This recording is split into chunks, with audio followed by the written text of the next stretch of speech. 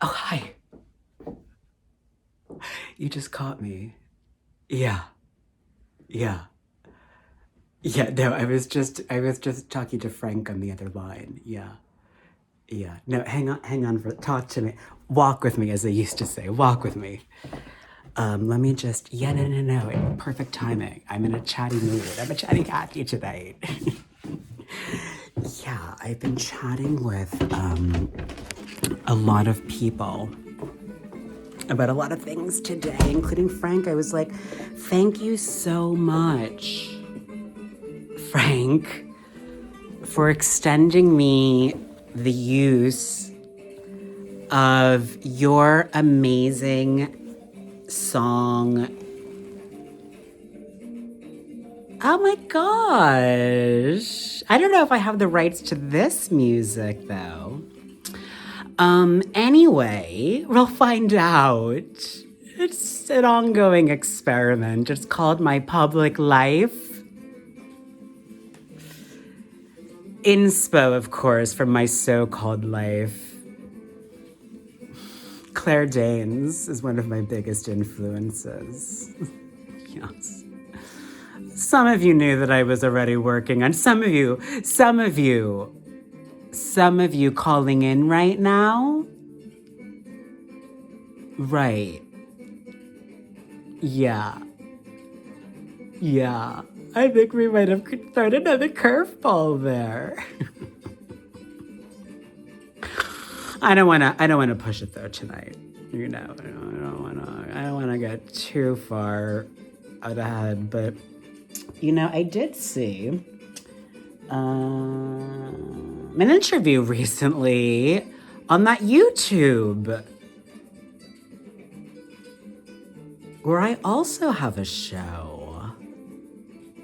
Did you know that I have a show on YouTube? It's called Hysterical Blindness.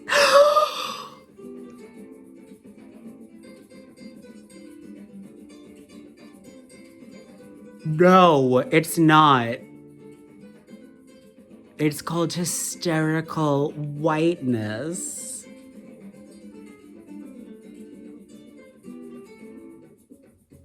I was hysterically blind,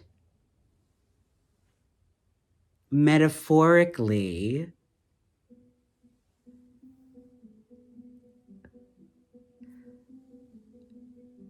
to all the violence that was happening, as well as to all the joy that was happening. I only saw the in-betweens, the gray areas, if you will. How do you like my chiaroscuro? Yeah. My father has a mustache. And like, I also rocked the mustache look the last time it came around. And my ex Arthur was way ahead of the curve on this current iteration of the mustache trend. Yeah, so props to him. Perhaps he's out there listening in some fashion. Yeah, no, that's why I started the program Hysterical Whiteness. I was inspired by my dear friend Hysterical Blackness, who taught me everything I know.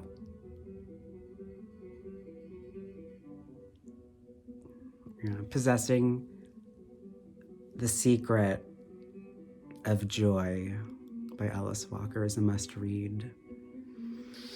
I presented on it once in Toronto.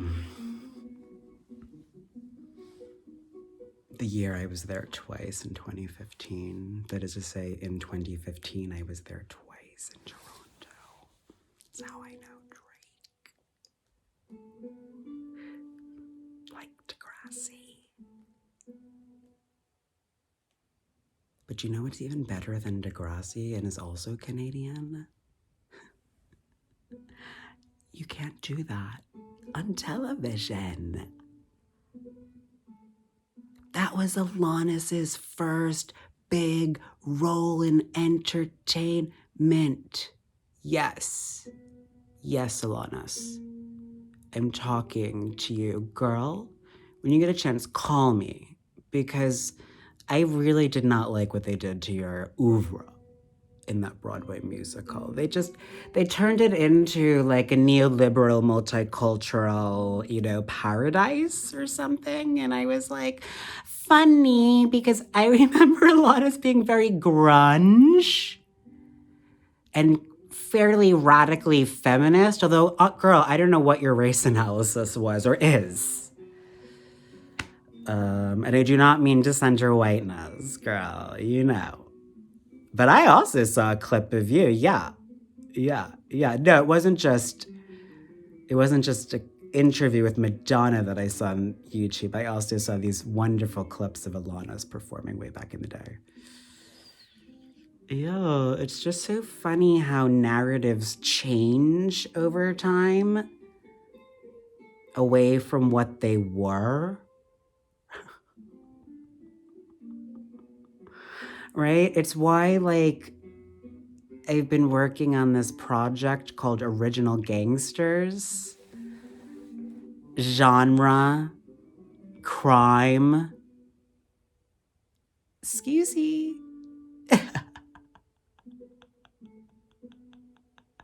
I violated yet another academic convention. I didn't give it the proper name.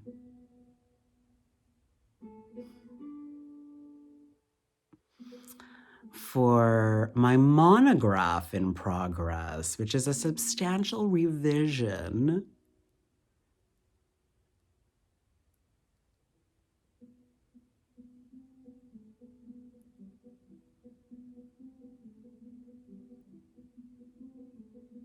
of my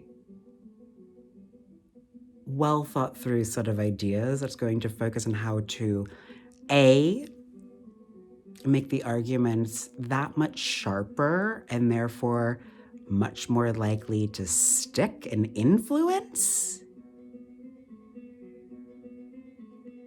And also some revision to the overall framework, because by the time it comes out, it's gonna be, probably 5 years from now, so it's gonna have to be a little bit more up to date and au courant, as they say, you see. Yeah, no, I'm working on another project now. I am. I will. The speculation project, live speculation. There's the digital version speculation. Yeah, exactly. You got the drift. I'm just spelling everything out now. It's an orthographic approach after Christina Sharp. So yeah, Frank, I said, I got a little bit too familiar with him. I was like, yo, Frank. He was like, what do you mean, yo, Frank? Like, you don't know me. And I was like, that is in fact the case, Mr. Ocean. I am so sorry. Thank you, Mr. Ocean, for allowing me to have the chance to thank you by voice for giving me permission to use a snippet of your unbelievably brilliant song, Pyramids, in your unbelievably brilliant oeuvre for that particular sync on IG. Yeah. I was like, I know if I just say, I'm doing, this is the public humanities. Like I'm teaching hashtag TMTM, quotation marks. Yeah. Emoji. Right. A lot of people don't know how to communicate in this digital language yet.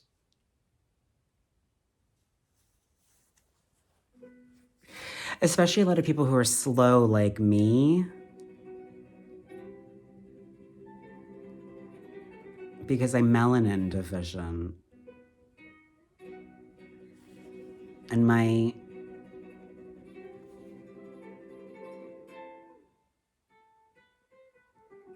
Well, my ancestors actually are Irish and German Catholics. White.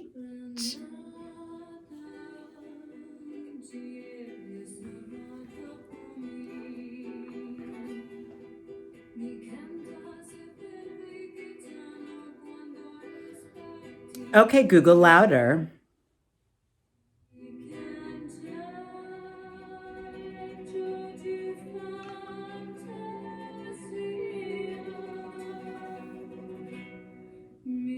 Just listen to the music with me.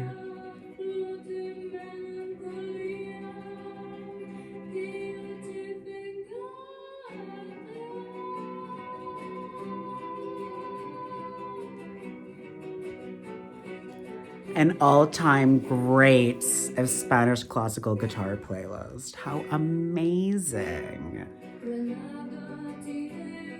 Speaking about the ways in which my relatives, nevertheless, despite their benighted arrivals here in the US, ended up serving the white supremacist and global imperial US project. Yeah, see, that's where I'm stopping at. I'm not a part of that lineage anymore. No, for me, I am 100% against everything that the United States of America stands for, but you know. Oh gosh, I'm a hysteric, you know? And, you know, it's just a lot.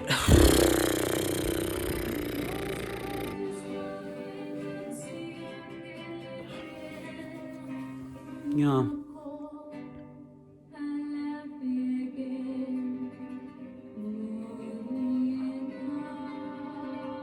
I don't think this is a very flattering. Ah.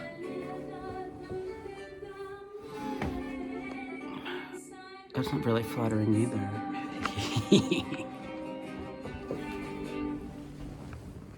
Hey. So tell me, what's going on with you? Mm-hmm. Mm-hmm. Yeah, no, he's a class act. Frank. Mm-hmm. Yeah. Yeah, no, I can't quite get the lighting the way that I want it to be. It's such a shame. Ay, ay, ay. You see,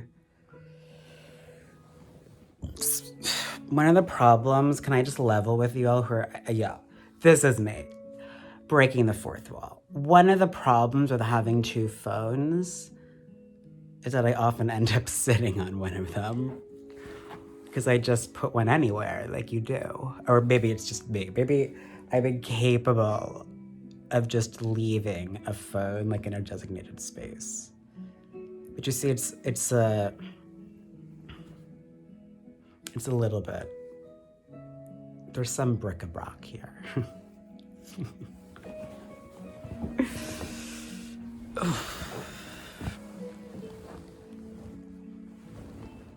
Ooh. So, tell me everything. Yeah, tell me everything. No, I told you, tell me everything. No, I'm just getting comfy.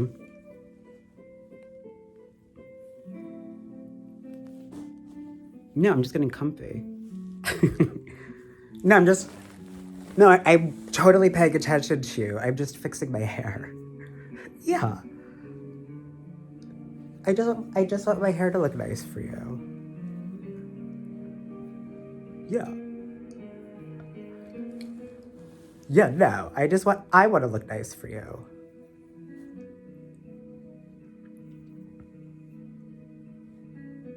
You know, as cancers.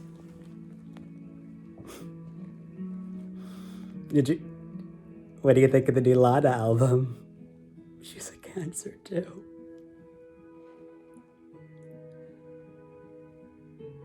I mean, it's no Norman fucking Rockwell, but goddamn. She really hit it out of the park with that one. People were finally like, yo, Lana Del Rey is a genius. I was like, what? Why? You didn't already know that? Okay. And I was listening, it reminded me a little bit of, it's like artists like to shapeshift. I like to sort of change it up, And I was down for like a chill.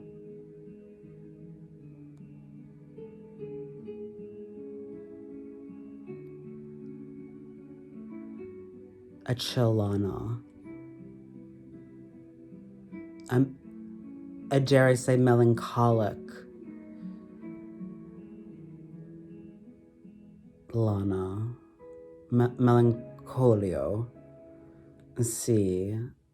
La cantadora. La cantante. Yeah, earlier she was singing of Melancholia. It was a bit of a melancholy Lana, and frankly, that's where I am. It was another beautiful day here in Philly. I woke up to the voices of children playing. It reminded me of coming here last summer.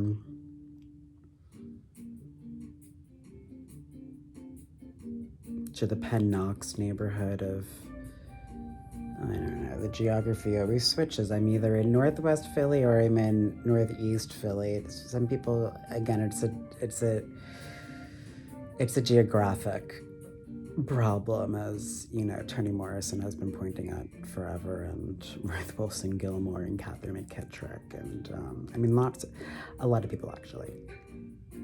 So,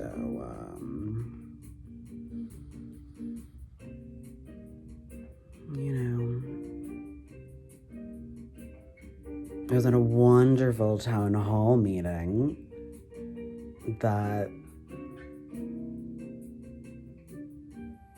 the client advisory board of my healthcare provider, Callan Lord, their community health center.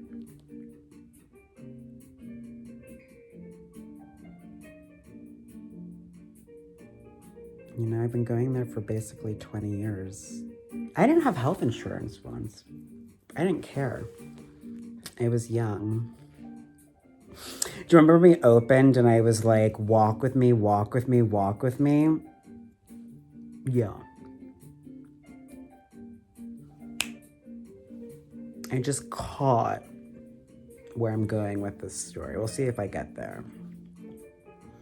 Ingrid Sishi, the late, great South African white Ingrid Sishi, who I studied under at Interview magazine,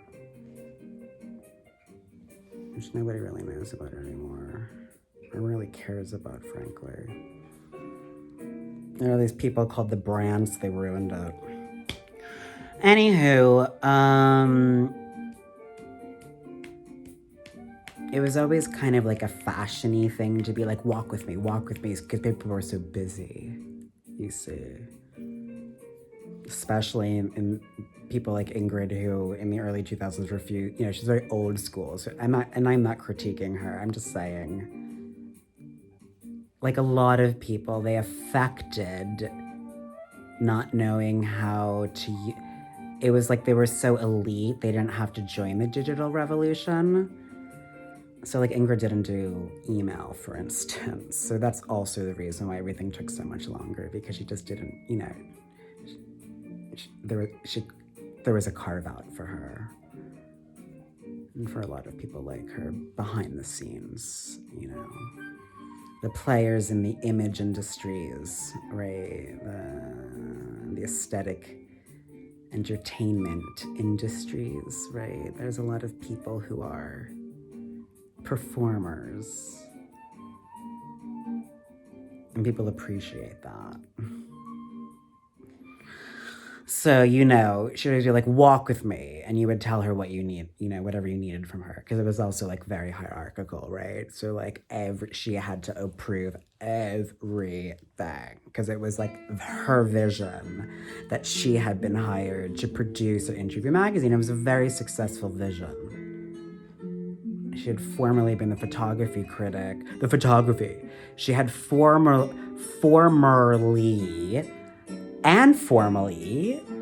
been the photography critic at The New Yorker. Oh, and the editor-in-chief of Art Forum. How could I forget that? You see, I do know my art history, and I also know my media history, and I know my New York City history.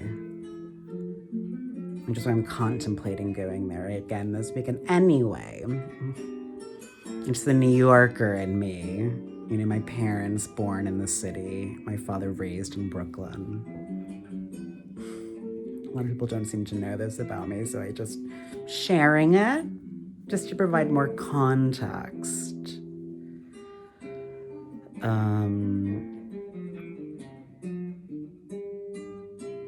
She'd say, walk with me, and you'd walk with her and tell her whatever it was. But the other issue around this, and I'm going to end with sort of a fun, I'm just going to swing back up. Those people also tend to be very abusive. Not hitting you, although that happens as well. In my experience, but the verbal abuse. Like she would scream, like I could never do anything right. I think because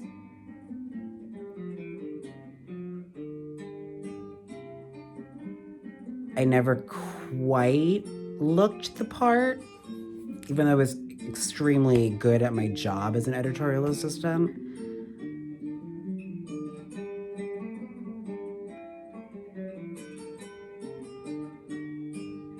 But it was a lot for me to get used to working there, and I learned a ton because it was different from where I had worked the summer before as an intern at the late, great, white publication Lingua Franca. And it was this all old New York media history. That's actually why they were really interested in me, because I was intellectual, even then, obviously. Because you have to really be intellectual to want to go back to grad school and like get your PhD. I'm not talking my MFA, I'm talking my PhD at like 33 or however old I was, 32. Like I wanted to like spend a lot of time thinking at the age of 32. That's how like invested, or rather, that's how much my desire for knowledge in service to my living a more ethical life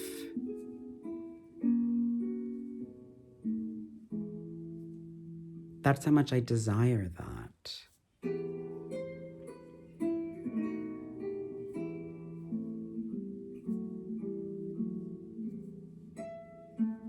Anyway, I respected Ingrid. I mean, she could have fired me at any point, but the truth is it was so hard to keep people there because of her.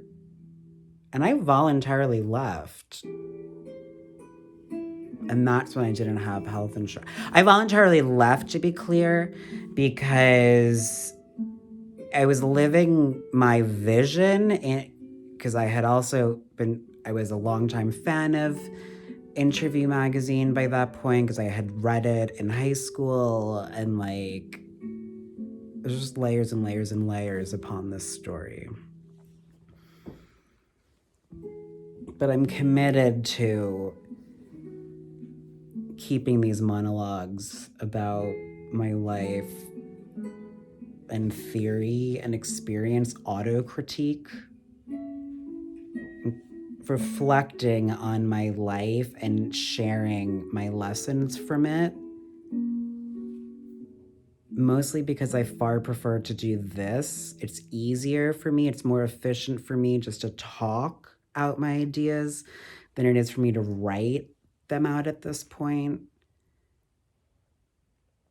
And also because I spent a lot of time working on this skill over the last several months. I mean, I just knew that everything, you know, it was on my community health center's town hall meeting today where I first went because I didn't have health insurance, but then I stayed because my insurance later on helps them in the long run, you know, because they can, you know, because as I don't know the details behind it, but they get savings, right, from people who are using their health insurance to pay, right? There's some way or several ways perhaps in which my very good insurance as a professionally employed elite, essentially, right, like helps subsidize the care for people who are uninsured, the people who are hard to reach in terms of healthcare for all sorts of reasons having to do mainly with structures of inequality, right, at various scales. But they said from the jump tonight, you know, right, this is the executive director saying that we were in the midst, right, you know, or giving sort of we were having a touch base after like a year of these double pandemics, right? Number one. Okay, Google, lower.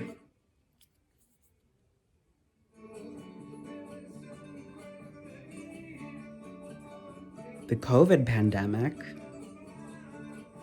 And number two, the pandemic of racial violence in this country. Anti-Black racial violence in this country. Okay. That's also an epidemic,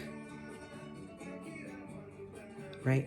The epidemic is not Black people killing Black people. The epidemic is all the ways that Black people are killed on some scale earlier than white people and most everybody else. Speaking in terms of proportionality.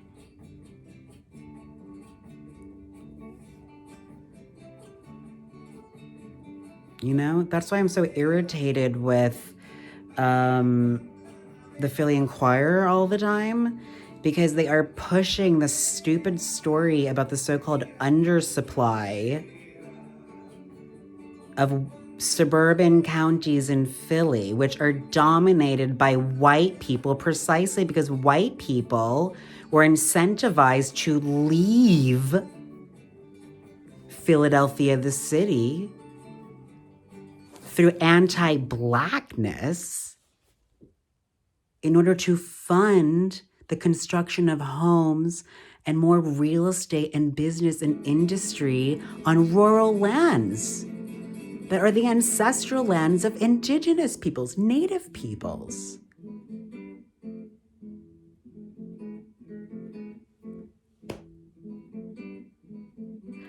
And I barely see any attention in the Philly Inquirer.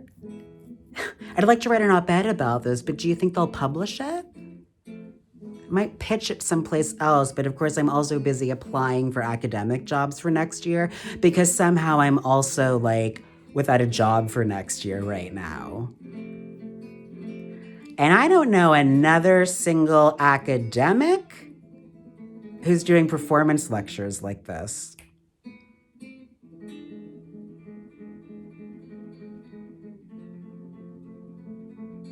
Who else is doing public humanities like this?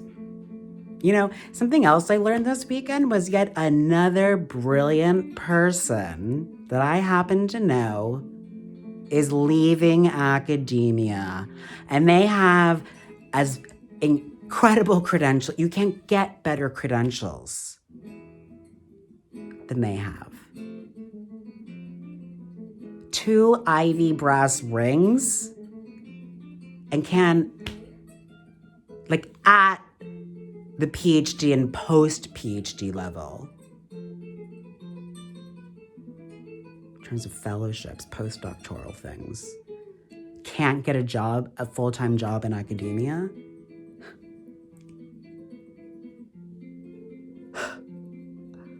Right. Why is that?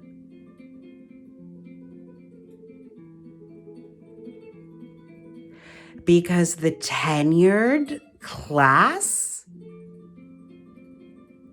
the elite squad of academia, has completely failed to protect their own profession for the next generations. And frankly, that's a good thing. Because if I get a tenure track job at this point, I'm going to use it and work my ass off to reform academia.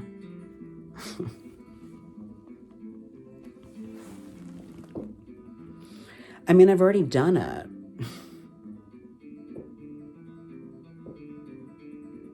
Right? Why do I have to teach at a university when I can just teach here from home? Teach in quotation marks, because really I'm just hanging out. Oh.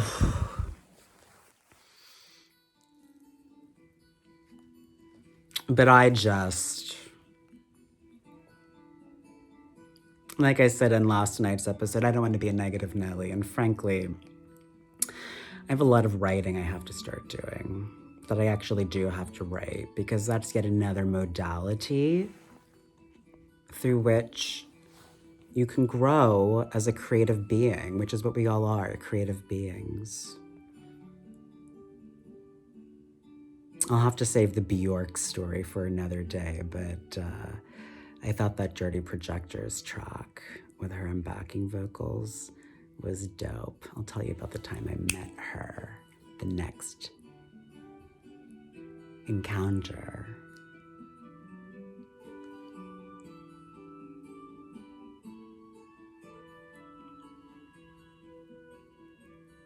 Ciao for now.